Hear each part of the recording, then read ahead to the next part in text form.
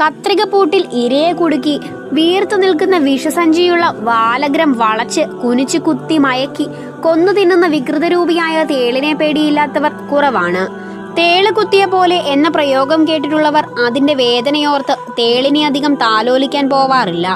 പക്ഷെ അത്ര ഭീകരരൊന്നുമല്ല തേളുകൾ മുഴുവനും.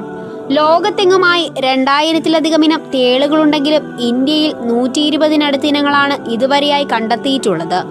ലോകത്തെങ്ങുമായി പുതുതായി പല ഇനങ്ങളെയും ഓരോ വർഷവും കണ്ടെത്തുന്നുണ്ട്. പക്ഷേ ഇതിൽ 25-നടുത്ത് ഇനങ്ങൾക്ക് മാത്രമാണ് മാരകമായ വിഷമുള്ളത്.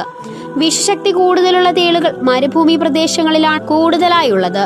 ബ്ലൂത്തോ, സ്കോർപിയോ, ചിന്നാറൻ, ഹൊട്ടൻടോട്ടോ, കേരളൻസിസ് എന്നിങ്ങനെ പുതുതായി കണ്ടെത്തിയ തേളുകളടക്കം കേരളത്തിൽ 23 ഇനം തേളുകളാണുള്ളത്. ഇവയിൽ മനുഷ്യർക്ക് മരണകാരണമായി കുത്തു നൽകാൻ കഴിയുന്നവ ഇല്ലെന്ന് തന്നെ പറയാം. എങ്കിലും 1-2 ഇനങ്ങളുടെ വിഷം അപൂർവം ചിലർക്ക് കടുത്ത റിയാക്ഷനുകൾ ഉണ്ടാക്കിയേക്കാം. എങ്കിലും തേളുകളോടുള്ള പേടി മൂലം കണ്ടയുടൻ തല്ലിക്കൊല്ലുകയാണ് എല്ലാവരും ചെയ്യുക. റോമൻ പടയാളികളുടെ ദേഹത്തെ ലോഹകവചം പോലെ കൈറ്റിൻ കൊണ്ടുണ്ടാക്കിയ ഉറപ്പുള്ള ബാഹ്യാസ്ഥികൂടമുള്ളവരാണ് തേളുകൾ.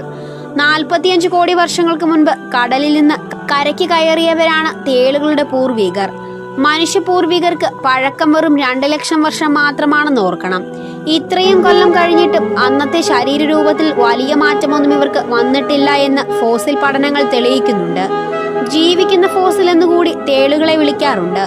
തേളുകൾ പരിണമിച്ചുണ്ടായതിനു ശേഷമുണ്ടായ പല ജീവിവർഗങ്ങളും കുറ്റിയേറ്റു പോവുകയോ പൂർണ്ണ രൂപമാറ്റം വരികയോ ചെയ്തിട്ടും പല കാര്യങ്ങളിലും തേൾ പഴയ തേൾ തന്നെ.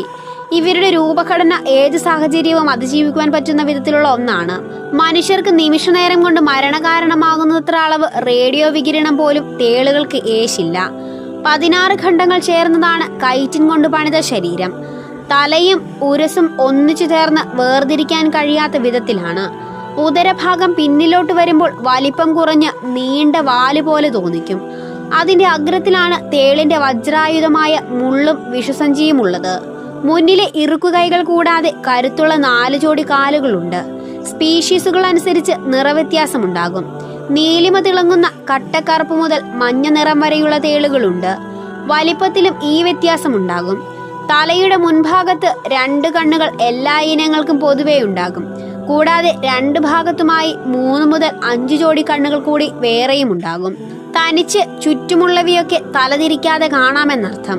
കാഴ്ചകളെ വേർതിരിച്ചു വ്യക്തമാക്കാനുള്ള കഴിവ് കുറവാണെങ്കിലും അതിസൂക്ഷ്മമായ പ്രകാശം പോലും പിടിച്ചെടുക്കുവാൻ ഇവർക്കാകും. രാത്രിയിലെ കൂരിരുളും നക്ഷത്രപ്രഭ മതി ഇവർക്ക് വഴികാട്ടാൻ. നമ്മുടെ നാട്ടിലെ തേളുകൾ കാഴ്ചയിൽ ഭീകരരാണെന്ന് തോന്നുമെങ്കിലും അത്ര ശക്തമായ വിഷമൊന്നും ഇവർക്കില്ല. ഇരകളെ കീഴ്പ്പെടുത്തുവാനും ഇരപിടിയന്മാരിൽ നിന്നും തടി രക്ഷപ്പെടുത്തുവാനുമാണ് വിഷം സഹായിക്കുന്നത്. ഈ തേളുകളുടെ കുത്തുകിട്ടിയ സ്ഥലത്ത് വേദനയും നീർക്കെട്ടും ചുവപ്പും വിങ്ങലും കുറച്ചു മണിക്കൂർ നേരത്തേക്കുണ്ടാകുമെന്ന് മാത്രം. അപൂർവം ചിലർക്ക് മാത്രം കൂടുതൽ പ്രശ്നങ്ങൾ കാണിക്കും. ചുവപ്പ് തേളുകളാണ് കൂടുതൽ പ്രശ്നക്കാർ. കുഞ്ഞന്മാരായ 3 മുതൽ 7 സെന്റിമീറ്റർ വരെ നീളമുള്ള അധികം വണ്ണമില്ലാത്ത നേർത്ത ഇറുക്കുകൈകളുള്ളവരാണ് ഇവർ. ഉണങ്ങിയ ചെമ്മീനിനെ പോലെ മഞ്ഞ കലർന്ന ഇളം ചുവപ്പ് നിറത്തിലുള്ള ഈ മണിത്തേളുകൾ കടുത്ത വിഷമുള്ളവരാണ്. കായിക ശക്തി കുറഞ്ഞതിനാൽ വിഷശക്തി കൂടുതലുള്ളവർ. ചിലയിനം തേളുകൾ വിഷം ചീറ്റിയും ഭയപ്പെടുത്തി രക്ഷപ്പെടാറുണ്ട്. ഇരപിടിയന്മാരുടെ കണ്ണിലേക്ക് തെറിപ്പിച്ച് അപായപ്പെടുത്തി പേടിപ്പിക്കലാണ് ഉദ്ദേശം. നോർത്ത് അമേരിക്കക്കാരായ ചില മരത്തേളുകൾ 1 മീറ്റർ ദൂരത്തേക്ക് വരെ വിഷം തെറിപ്പിക്കുവാൻ കഴിയുള്ളവരാണ്. അനാൻറ്റെറി സ്പീഷീസിൽപ്പെട്ട തേളുകൾക്ക് വാലിന്റെ ഭാഗം മുറിച്ചിട്ട് ശത്രുക്കളുടെ ശ്രദ്ധ തെറ്റിച്ച് രക്ഷപ്പെടാനുള്ള സൂത്രവും അറിയാം. അൾട്രാവയലറ്റ് പ്രകാശ തരംഗ ദൈർഘ്യങ്ങളിൽ ഇവയുടെ ശരീരത്തിലെ ബീറ്റാ കാർബോളിൻ എന്ന ഘടകം മൂലം നീല പച്ച നിറത്തിൽ തിളങ്ങുന്ന ഫ്ലൂറസൻ പ്രതിഭാസം പ്രകടിപ്പിക്കും. ഈ കഴിവ് കൊണ്ട് ഇവയ്ക്കുള്ള അനുകൂലനങ്ങൾ എന്തൊക്കെയാണെന്ന കാര്യം ഇതുവരെ കൃത്യമായി മനസ്സിലാക്കാനായിട്ടില്ല. തേളുകളൊട്ടും സാമൂഹ്യ ജീവികളല്ല. പൊതുവെ ഒറ്റയ്ക്കുള്ള ജീവിതമാണ് ഇഷ്ടം. ചില സ്പീഷീസുകൾ മാത്രം ഒന്നിച്ചു കഴിയുന്നത് കാണാമെന്ന് മാത്രം. പകലിരുളിൽ മരത്തടികളുടെ അടിയിലോ പാറകളുടെ വിള്ളലുകളിലോ ഒക്കെ ഒളിച്ചിരിക്കും. അബദ്ധത്തിൽ അങ്ങോട്ട് വലിഞ്ഞു കയറുന്നവരെ ശാപ്പിടും. പ്രകാശത്തിലിറങ്ങി നടക്കാൻ ഒട്ടും ഇഷ്ടമല്ല. മറ്റ് ഇരപിടിയന്മാരുടെ മുന്നിൽപ്പെട്ടാൽ തേളിന്റെ കഥ കഴിയും.